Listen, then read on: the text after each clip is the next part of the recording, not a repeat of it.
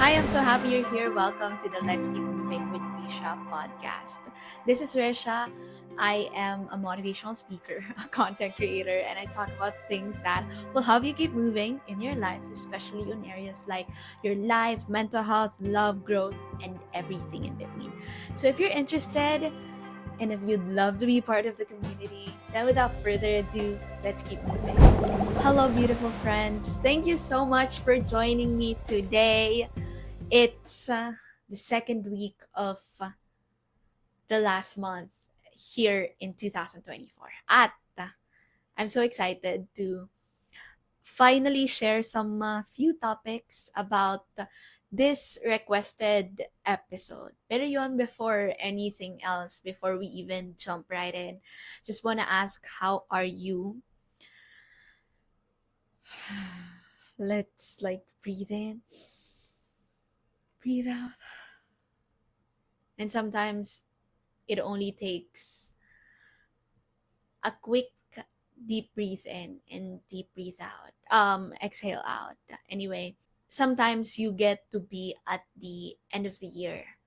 Tapos parang bigla mong marirealize na I haven't done enough. Uy, guilty. Ako din guilty niyan. I think everyone else is.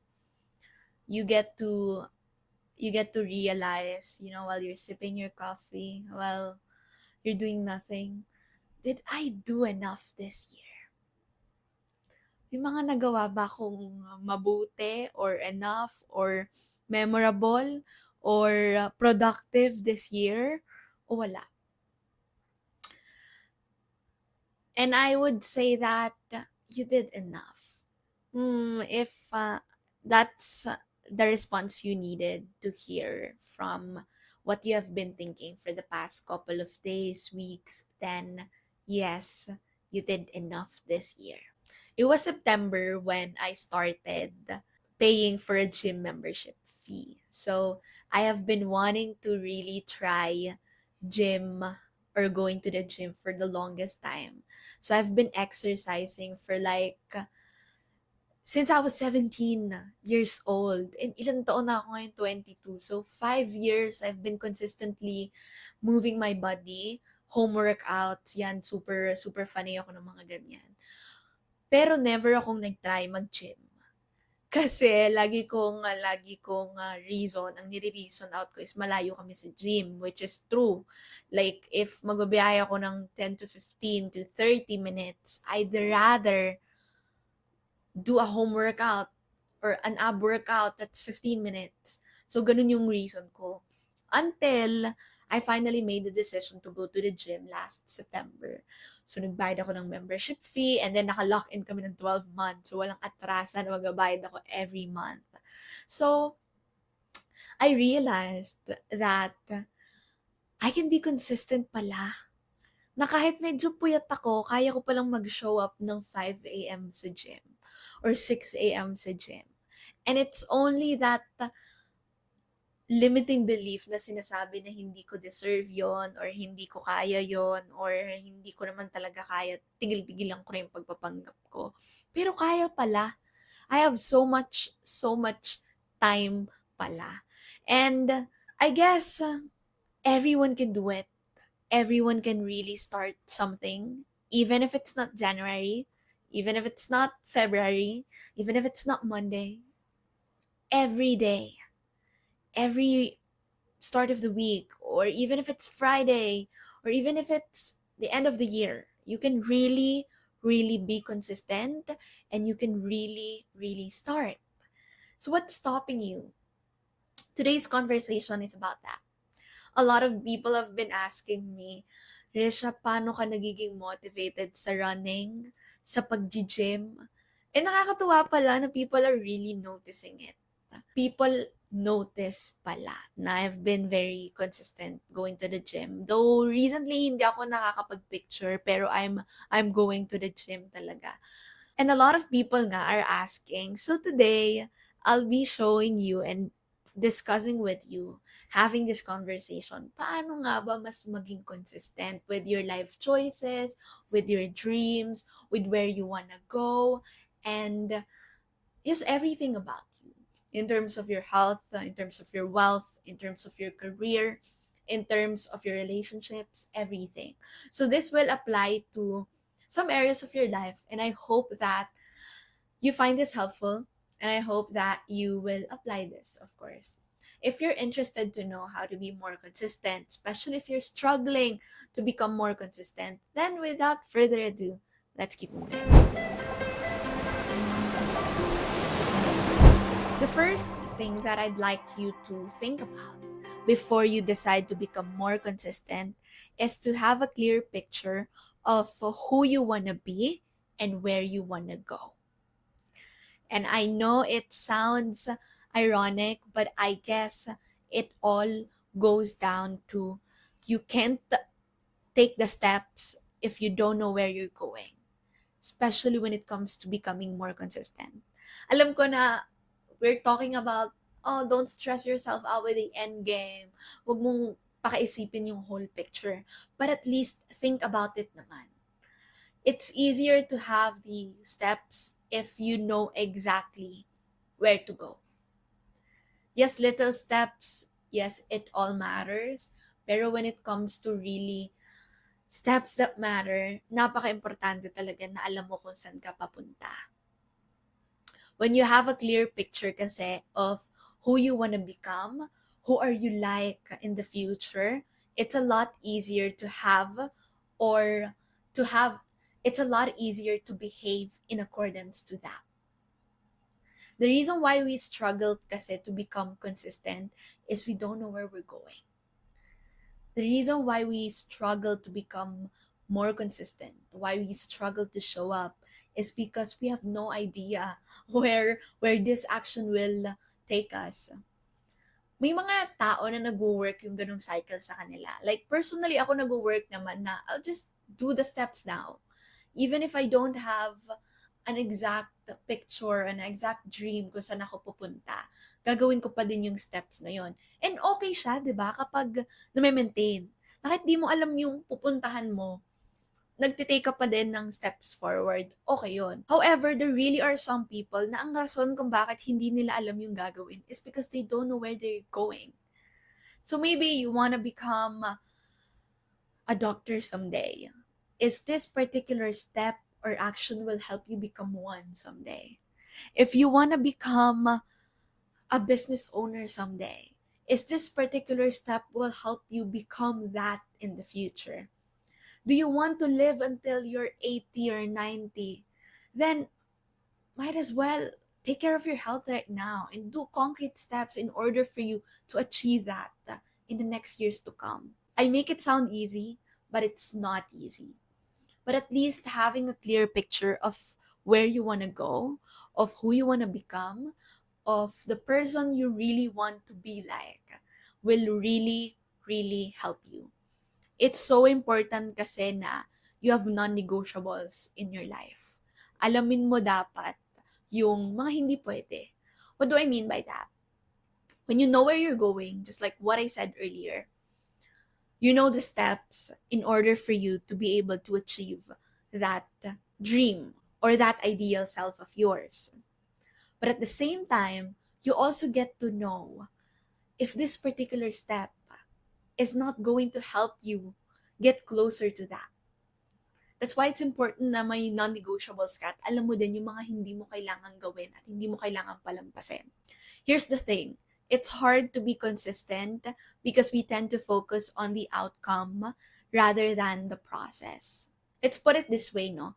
We're so focused and drawn to the positive feelings of outcomes rather than the struggle of the actual process. And ang madalas na nangyayari, nagko-quit na tayo kasi na-experience na natin yung mga negative experiences bago pa natin ma-receive yung outcome.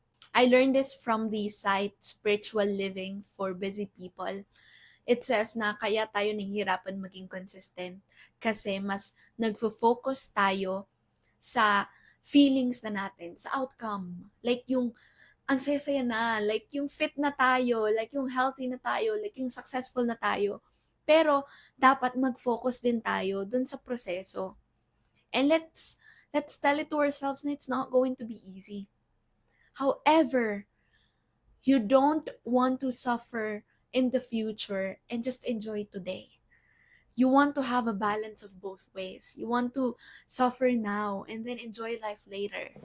By the way, friends, before we move on to the second point, if you found value in today's episode, then I'd really appreciate it if you can give us a 5-star rating. Your rate and reviews really help me reach more people. And of course, it helps me grow, it helps me connect more with like minded people like yourself. So, if if pwede, papasko mo na sa akin to. Charot. Anyway, I guess that's the first one. First is have a clear picture of who you want to become. Do you want to be healthy? Do you want to have that six-pack abs? 'Di ba? Parang that's going to be me in the future. Therefore, I'd have to exercise. I'd have to go to the gym. I'd have to run. I'd have to take care of my health. So parang there's really no way out. You really have to go through the hardest needle in order for you to be able to achieve those. Next point I'd like to make is that start small, focus on what you can do today. Not tomorrow, today. Just today. What can you really do today? And I think my perspective really changed just by thinking about today. I know what I'm going to do for the rest of the week. But please, even at least today, isipin ko lang kung ano yung gusto kong gawin ngayon. Kung ano yung kaya ng oras ko ngayon. Kung ano yung kaya ng maghapon ko. Kasi that's only what I can control. I can't guarantee tomorrow. No one guarantees it other than God. No one controls everything. No one can do that.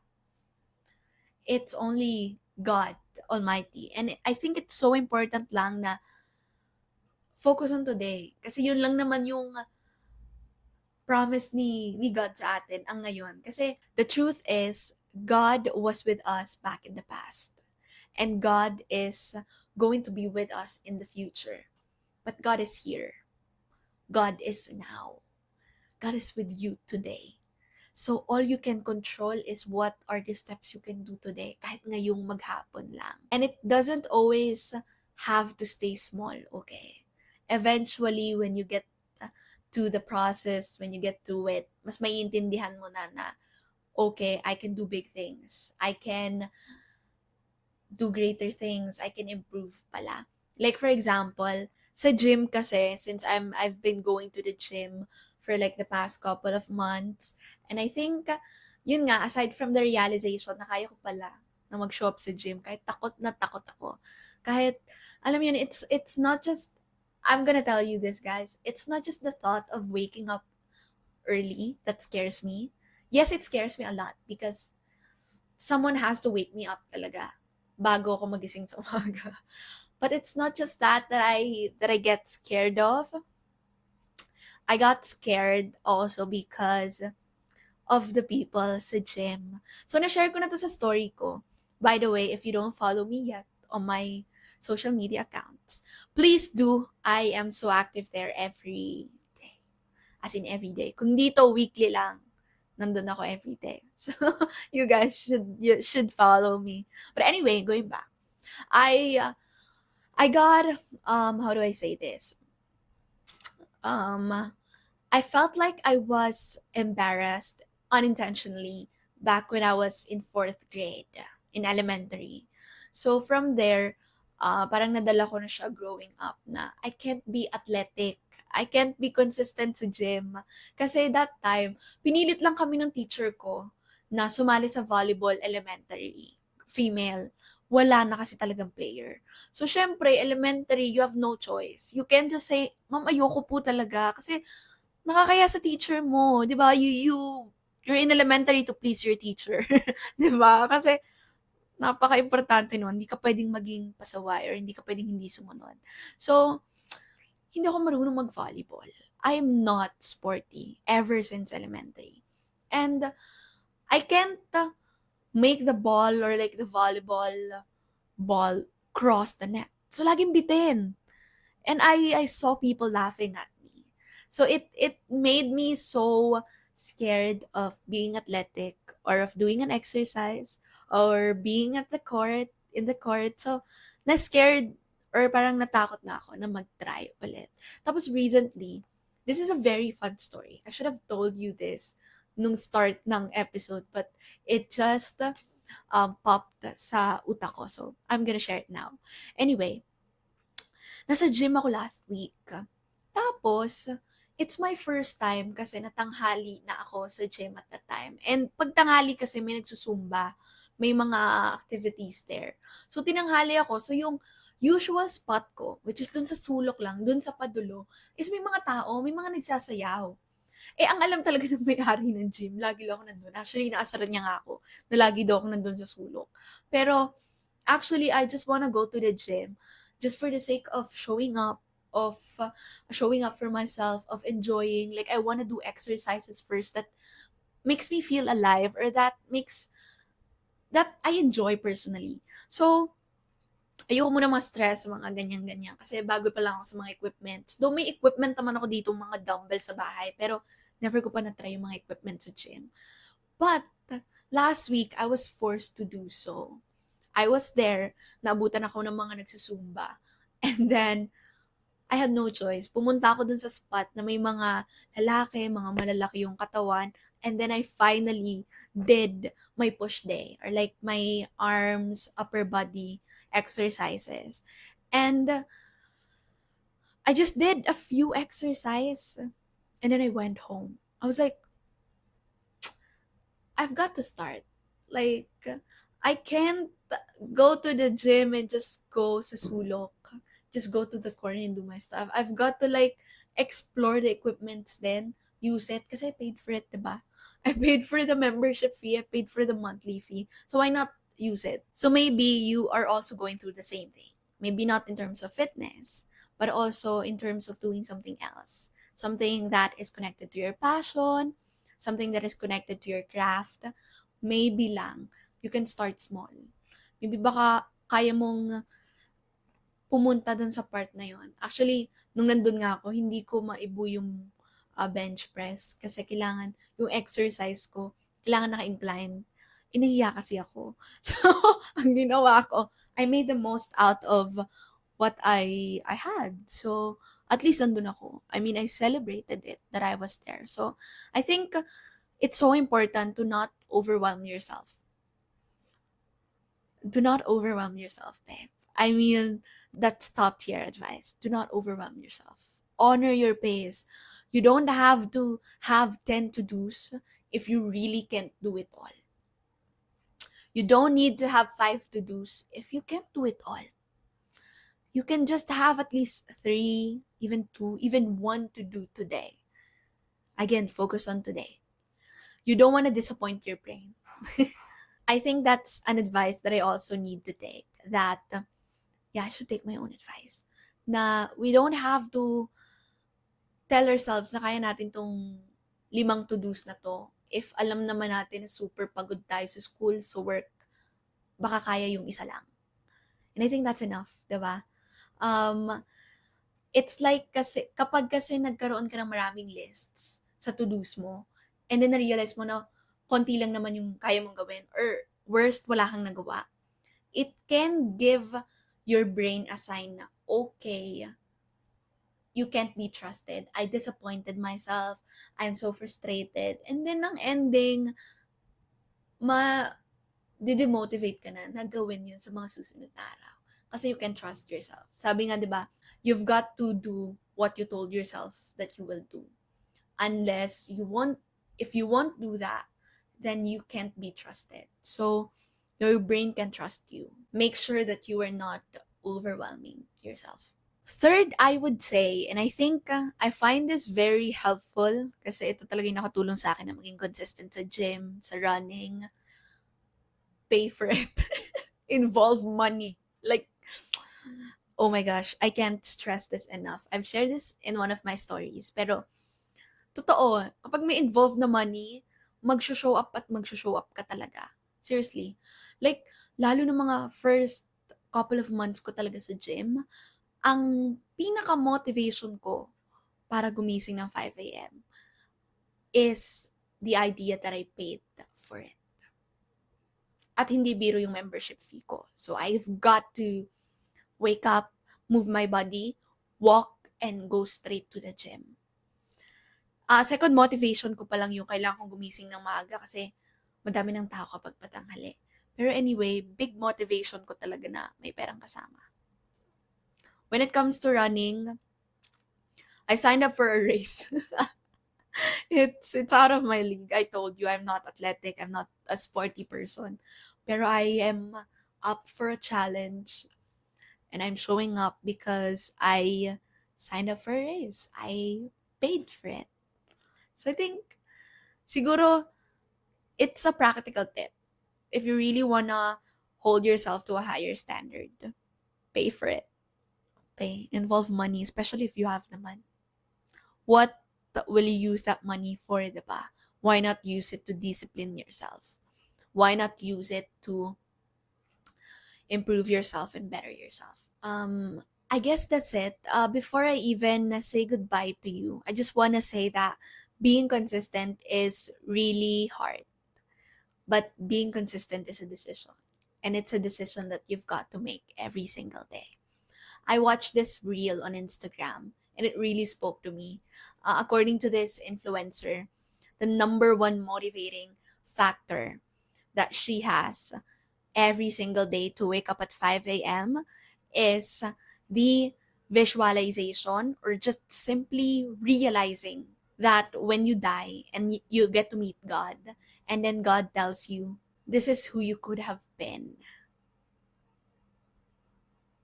I was like, ooh, what if you die and you get to meet God and God tells you, see this? This is who you could have been. This is what you could have done. This is the life waiting for you. It's just that you didn't show up at 5 a.m. It's just that you didn't respond to the gift I gave you. Sabi nga, our soul daw has a celestial contract with God, with our Creator. And yes, God wants us to have everything. Our Creator wants us to be like Him, to have everything, to be abundant in all areas of our lives. However, if He's going to do and give everything in just a snap, we will all live in guilt and shame. And it's so hard to be in that place. So therefore, God is giving you challenges to help you learn, to help you achieve more, to help you become more abundant. So it feels a lot more worth it when you get to achieve those things. God can really do everything for you. But you've got to respond as well. You've got to do the work. Remember, faith without work is useless. We can talk about faith and spirituality all the time, but if you're not going to move your hands, if you're not going to do the work, if you're not going to move your body and walk, nothing's gonna happen. That's about it, everybody. Thank you so much for being here. I always say this at the end of every episode kasi super grateful ako na kasama ko kayo sa nakaraang 20 minutes at sa nakaraang 60 episodes. I am super grateful na kasama ko kayo all throughout the journey kasi I don't think I'd ever continue doing consistent podcast every week if I don't know that someone out there is actually waiting for me every Monday and it's you. So maraming salamat. I really am grateful that you chose this episode. You could have been somewhere else, but you chose this one. So I hope you got some insights and I hope that hindi lang ito yung mga episodes na papakinggan nyo pa. I have a lot in store for you for next year. I know it's not the last week pa naman of December. Pero I have really a lot of in store for you for January 2025 or 2025 in general. So, yeah, for today's episode, sana may natutunan kayo. For the comments, what is your inconsistent journey? 'Di ba? Parang may mga ganun tayong kwento. Kunyari, try tayo ng workout plan, tapos di natuloy. Kunyari, nag-try tayo ng ganito, tapos di natin na inconsistent. Ako, siguro, sasagutin ko na to, yung nag-try ng YouTube before, pero hindi naman natuloy.